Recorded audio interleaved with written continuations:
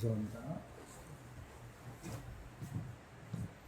첫 번째 운니엘이라는 사사, 이분은 도대체 어떤 모습으로 예수 그리스도를 그림자처럼 보여주는가, 오늘 말씀을 좀 볼 텐데요. 당시에 이스라엘 백성들은 어떻게 살았냐면 바알과 아스다로치라는 신을, 그들의 가나안 신을 이제 이스라엘 백성들이 그 문화를 따라가고 그 문화에 젖어 있었어요. 그 이유는 우리가 계속해서 들어서 아시잖아요. 그들의 문화, 그들과 같이 결혼도 하지 말고 같이 함께 살지 말라 그랬는데 어떻게 했어요? 그들은 계속해서 조금씩 발을 담그고 급기야는 어떻게 됐어요? 그들의 신을 섬기게 되어버렸어요. 이스라엘 백성들이. 이런 하나님이 가장 싫어하는 우상 숭배를 그들이 하게 되었단 말이에요. 이런 시대 때 주님께서 이제 끔찍한 은혜라기보다는 그들에게는 끔찍한 고통을 주는 거죠. 매를 드는 거죠. 쉽게 얘기하면. 그래가지고 메소포타미아의 왕 구산 리사다임이라는 그 손에 그들을 잡히게 해요. 압제를 당하게 한단 말이에요. 이스라엘 백성들이 고통을 당하는 거죠. 이렇게 신음하고 있을 때 오늘 하나님이 세우신 첫 번째 구원자인 이 운니엘이 나타나는데 10절 말씀을 화면을 보고 우리 같이 한번 읽어보도록 할게요. 시작. 여호와의 영이 그에게 임하였으므로 그가 이스라엘의 사사가 되어 나가서 싸울 때에 여호와께서 메소포타미아 왕 구산 리사다임을 그의 손에 넘겨주심에 온니엘의 손이 구산 리사다임을 이기니라. 아멘. 할렐루야. 야, 이게 지금 메소포타미아라고 하면요, 지금 중동이죠. 예, 그 아브라함이 건너왔던 그 길이에요. 메소포타미아, 티그리스, 유프라테스 두 강이 만나는 그 지역인데 그 지역의 왕이 이스라엘까지 와서 괴롭힌 거예요. 몇 년간을 괴롭히냐면 8년간을 괴롭힙니다. 8년 동안. 8년 동안 압제를 당하고 정말 힘들게 살았거든요. 그런 그들에게 오늘 하나님께서 그들의 울부짖음을 들으시고 어떻게 하셨어요? 예, 사사를 보내주신 거예요. 근데 오늘 말씀해 보니까 성령이 임하셨어요. 할렐루야. 운니엘은 성령이 임하셨어요. 성령이 임하여서 그 힘으로, 그 능력으로 그 메소포타미아 왕을 물리치는 그런 역할을 했다는 거죠. 여러분, 예수님께서 이 땅에 오실 때 세례를 받으셨잖아요. 여러분, 세례를 받을 때 요단강에서 요한에게 세례를 받을 때 이 성령께서 세례를 받을 때 물 위로 올라오실 때 신약성경에 보니까 사도행전 10장 38절이에요. 앞에 화면에 있으니까 또 같이 읽도록 하겠습니다. 시작. 하나님이 나사렛 사람에게 성령과 능력을 기름 붓듯 하셨으며 그가 두루다니며 선한 일을 행하시고 마귀에게 눌린 자 모든 사람을 고치셨으니 이는 하나님이 함께 하셨습니다. 예수님께서 세례를 받으시고 올라오실 때 성령께서 비둘기같이 성령과 기름 부으심을 넘치도록 주셨다는 거예요. 자, 이 예표를 지금 온니엘에게서 보여주는 거예요. 성령의 하나님께서 예수님을 통해서 어떻게 해요? 하나님께서 그를 일하시기 위해서 하나님께서 역사하셨다는 거죠. 그러니까 우리가 이 사사를 통해서 볼 수 있는 것은 누구를 봐야 돼요? 예수님을 봐야 돼요. 운니엘이라는 사람이 자기의 힘과 능력으로 한 게 아니에요.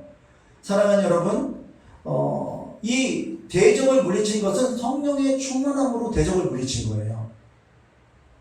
예수님이 성령 충만함으로 인류의 그 꽁꽁 묶인 제약을 풀어주셨잖아요. 마치 그것을 미리 보여준 겁니다. 하지만 인간의 결정적인 한계가 드러나죠. 오늘 본문 11절 말씀이에요.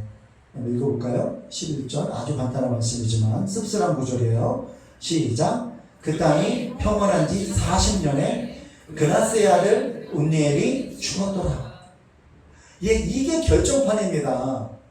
세상을 구원한 구원자가 왔는데 한계가 있다는 거예요.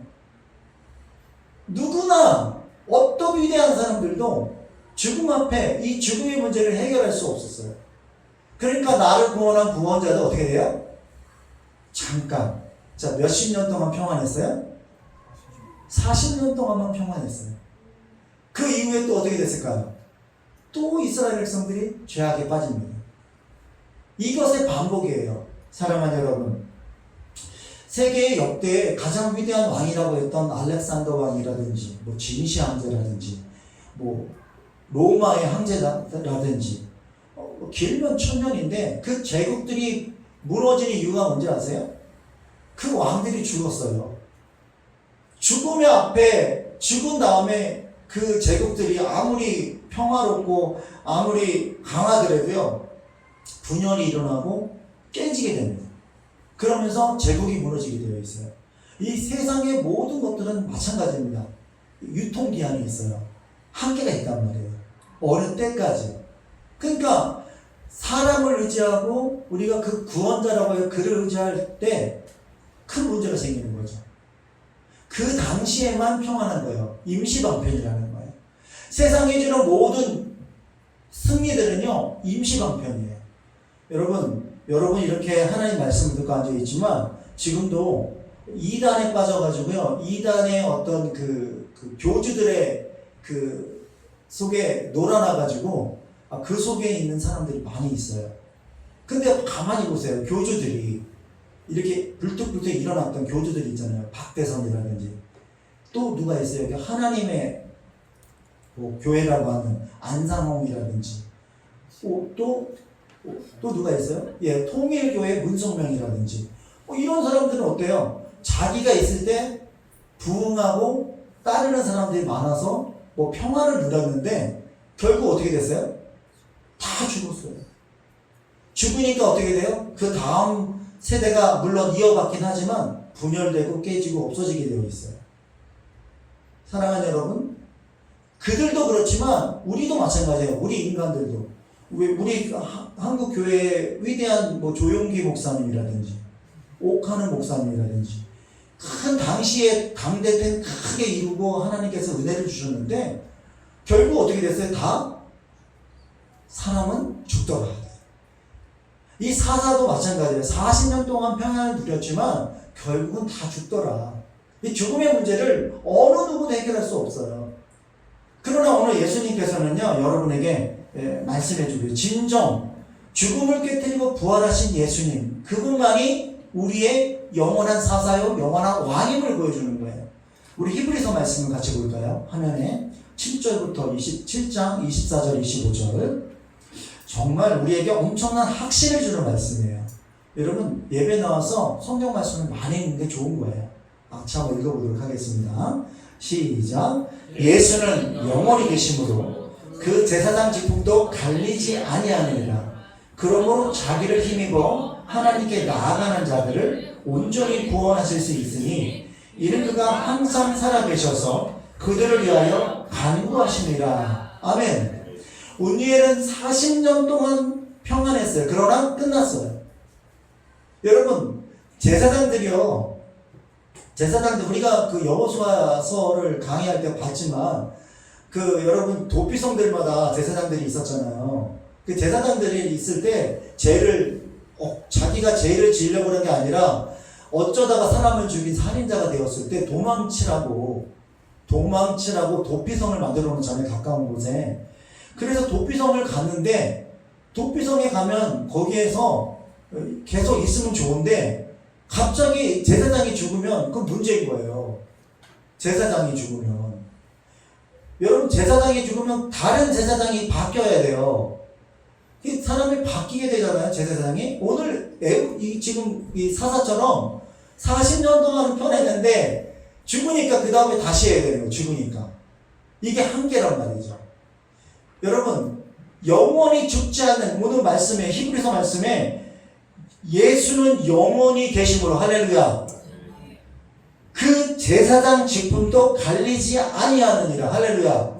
제사장 직분이요, 죽으면 그 다음 제사장이 그 할 때까지 또 바뀌어야 되거든요. 영원히 죽지 아니하시는, 영원히 제사장을 다시 바꾸지 않은 대제사장이신 예수 그리스도를 우리에게 주셨다는 거예요. 주님께서 변치 않은 그래서 운니엘은 우리에게 그것을 가르쳐주고 있는 것 같아요. 우리의 한계, 우리의 한계. 성령으로 충만해서 우리가 일은 하지만, 사역을 감당하지만 그것도 한계가 있다. 여러분, 그러나 성령으로 충만해서 우리가 당대해야 될 일들을 감당하는 여러분 되시길 주의 이름으로 축원드리겠습니다. 두 번째 사단 만나볼까요? 오늘 두 번째 사단 누구예요? 왼손잡이 에훗이라는 사람이에요. 에훗. 따라해볼까요? 에훗. 예, 에훗. 많이 안 들어보셨죠? 예. 자, 그런데 저는 이 왼손잡이라고 하는 특별한 이 명칭이 기록되어 있는데, 운니엘이 죽고 나자마자 이스라엘이 또 타락을 해요. 이번에는 하나님께서 누구를 사용하냐면, 아까 운니엘 때는 메소포타미아 왕을 사용했잖아요. 이번에는 좀 가까운 이웃인 모압 왕을 사용해요. 모압 땅에 에글론이 쳐들어와서 그들을 또 괴롭히는데 몇 년을 괴롭히냐면 18년을 괴롭혀요. 엄청나게 오랫동안 괴롭히는 거죠. 힘들게 한단 말이에요. 그래서 하나님께서 이제 두 번째 구원자죠. 베냐민 지파. 아까 그 운니엘은요, 갈렙의 조카예요. 갈렙의 조카. 갈렙은 유다 지파거든요. 유다 지파가 먼저 첫 사사가 되고, 두 번째는 이 납달리 지파인 왼손잡이였어요. 이 사람의 별명이. 근데 실제로 왼손잡이인데, 일반적으로는 그렇게 얘기를 해요. 뭐 왼손잡이니까 오른손이 없었을 거다라고 하는 학설이 제일 많거든요. 여태까지 저도 그렇게 들어왔고. 그런데 성경을 자세히 보면 꼭 그렇지는 않습니다. 왜 보면 우리가 보통 왼손잡이 하면 사실은 성경 우리가 같이 볼까요? 사사기 20장의 말씀에 보면 16절에 자 지금 이제 그 베냐민 지파에서 용병을 이제 데려오는데 그 용병 중에 700명 같이 읽어보겠습니다. 시작. 이 모든 사람 백성 중에서 택한 700명은 다 왼손잡이라 물매로 돌을 던지면 머리카락 하나도 빗나가지 아니하는 자들이었더라. 예, 이게 뭐냐면 이제 싸움을 하기 위해서 용병을 취하는데 이 베냐민 지파에서 특수하게 왼손잡이 700명을 근데 물맷돌 있잖아요. 다윗이 썼던 돌이 있잖아요. 돌 던지는 거. 그런 옛날에는 그게 다 저기 무기였어요. 그냥 돌만 던지는 게 아니라 휙 던져가서 던지는 것도 있고 여러 가지 무기인데 특수 정예병 같은 거죠. 왼손으로 던지는. 우리가 보통 일반적으로 오른손으로 많이 사용하잖아요. 그래서 학교 가면 대부분 오른손으로 준비되어 있고 뭐 길을 걸을 때도 오른쪽 위주로 되어 있어요. 왜 그러냐면 평균적으로 80%가 오른쪽을 사용한답니다. 평균적으로. 나머지 한 약 20%가 좀 안 되는 사람들이 왼손을 쓰는데 가만히 보면 이 에훗은요 왼손잡이였는데 이 사람이 한 일이 뭐냐면 여러분 잘 알다시피 이 성경을 읽어보면 이때 괴롭혔던 사람이 있어요. 이 그 모압의 왕 에글론을 독대하게 돼요. 독대를 하게 되는데 공물을 계속 바치거든요. 공물을 바칠 때 같이 따라가가지고 이제 그 왕에게 독대를 청하니까 그 자기 신하들을 물리고 다락방 같은 데서 만나요. 성경에 보면.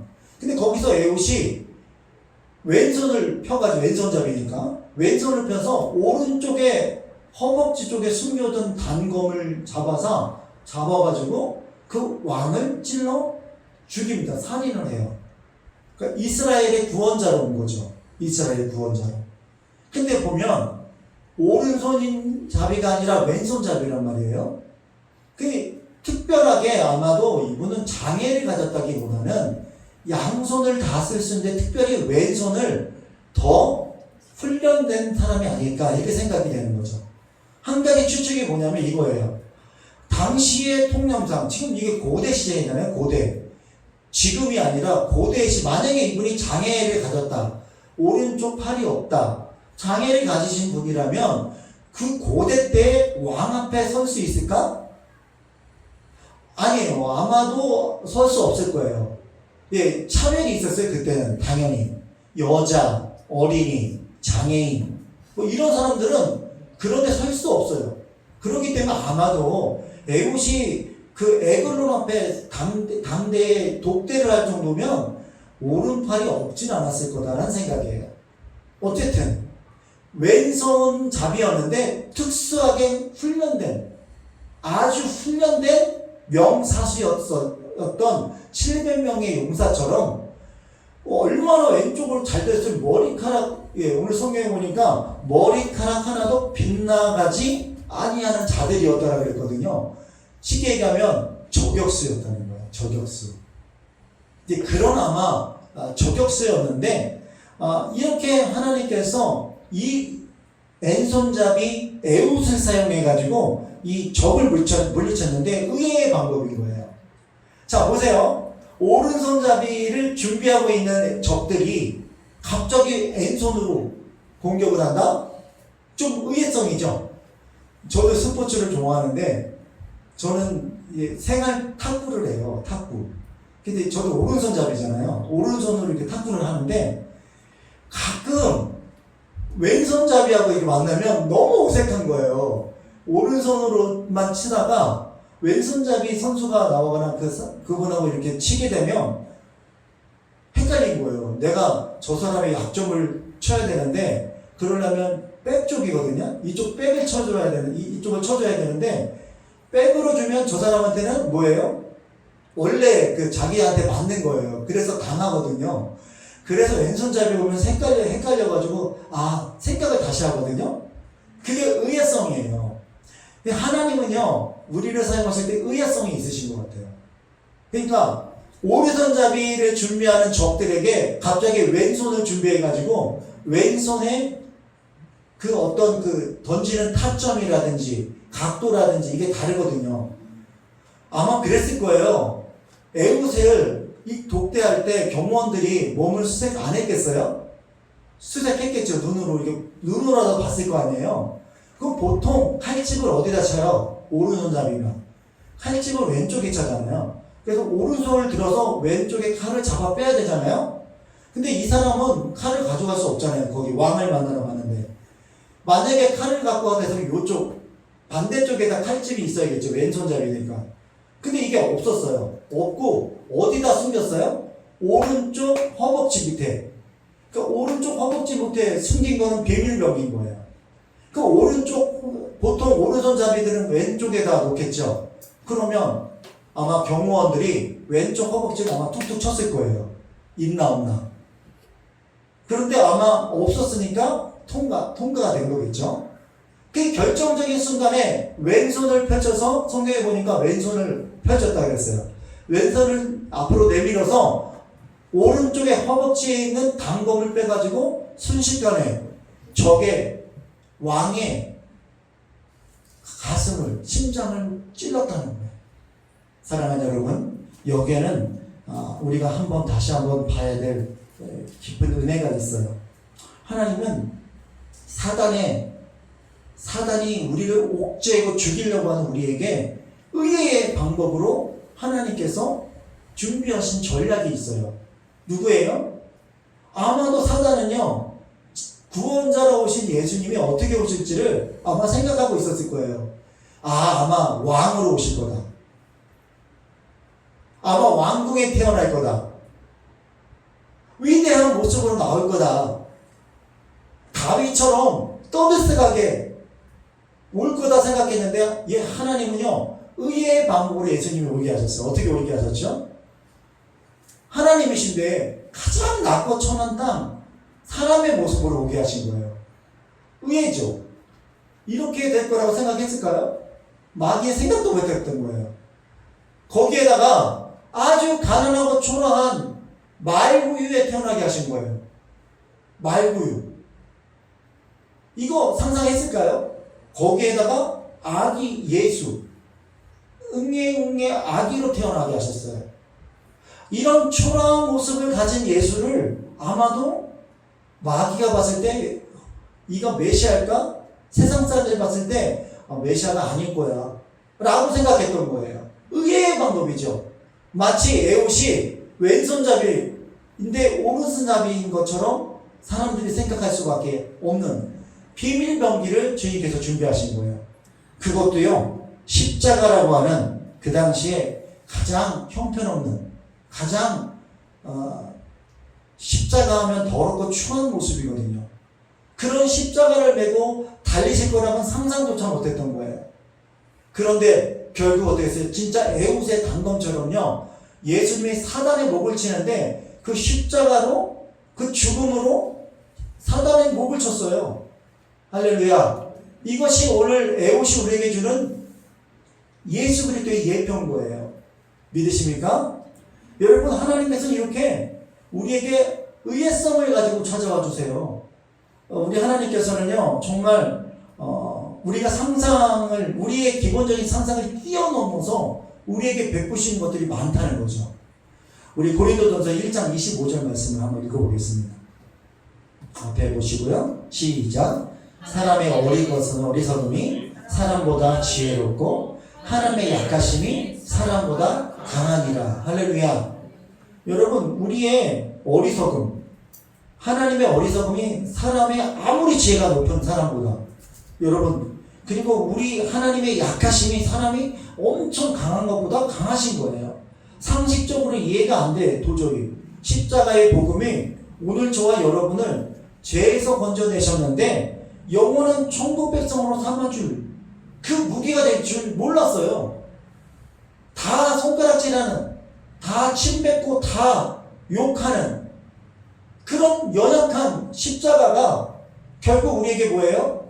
적의 심장에 칼을 꽂았던 내용처럼 사단의 목을 치는 놀라운 도구가 되었다는 거예요.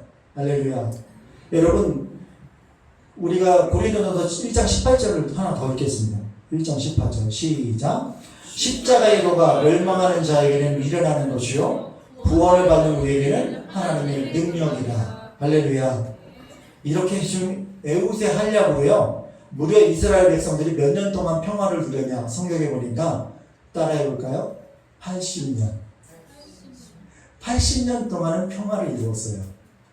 에웃이라고 하는 이 구원자를 통해서, 사사를 통해서, 아까 온니엘은 40년은 평안했잖아요. 이 에웃은 80년 동안 평안했어요. 근데 역시 이것도 뭐예요? 임시 처방이라는 거예요. 80년이 우리한테 길지만 온 신라를 볼 때 되게 짧은 거잖아요. 예, 에웃은 모압 왕을 죽였지만 이스라엘 백성들의 마음 깊이 틀고 있는, 까리를 틀고 있는 죄악의 덩어리, 죄악의 본성, 이것은 건들지 못했던 거예요. 왜냐? 확실합니다. 그 속에 에웃이 80년 동안은 평안하게 구원의 역할을 감당했는데 그가 죽자마자 어떻게 됐어요? 또 이스라엘 백성들이 죄의 본성